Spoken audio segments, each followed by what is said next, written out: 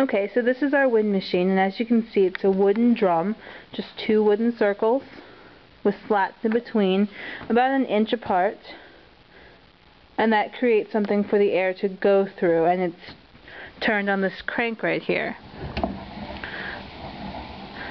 And you can sort of hear it now. Now what gives it that extra loud effect is we take this canvas and drape it across.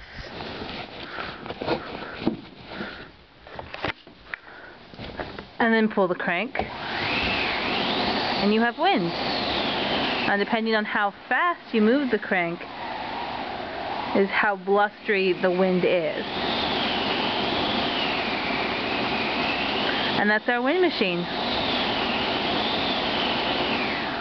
Okay, so this might look like an ordinary bike bell to you guys, but as I said in my blog earlier, all it takes is just thinking outside the box and transforming things a little, and you can have just about any sound you want.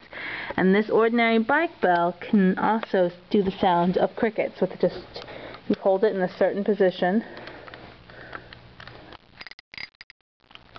Oop.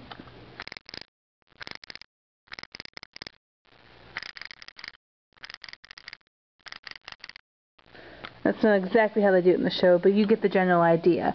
It just takes something as simple as a bike bell and just muting it, and you've got crickets, a chorus of crickets. Along that same line of thought, there is the sound of a car horn in the show that has to happen, and it has to be a portable car horn since the actors are taking it from one side of the stage to another, so actually using a 9-volt horn or something is out of the question.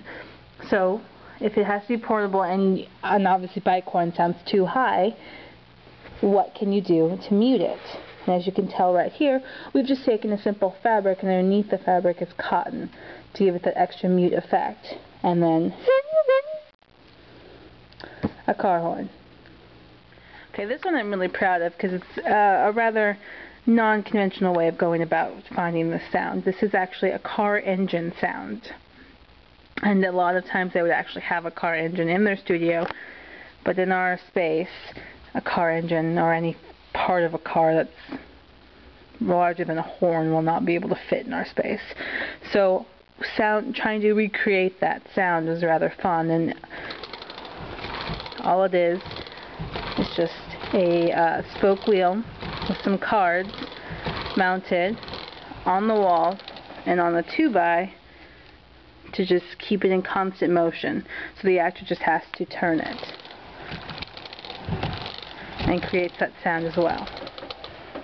Okay, this guy was perhaps the most difficult to figure out. It is actually a crash box, or a modified crash box for all intents and purposes, and it's what we use to make glass break, or the sound of glass breaking. And it's just a box made out of masonite with plexiglass in little triangles, I'm not sure if you can see them, inside, and a sheet of broken plates on top of that to sort of add different layers and different textures to the fall, and then flat glass marbles on the top. So the effect is essentially broken glass.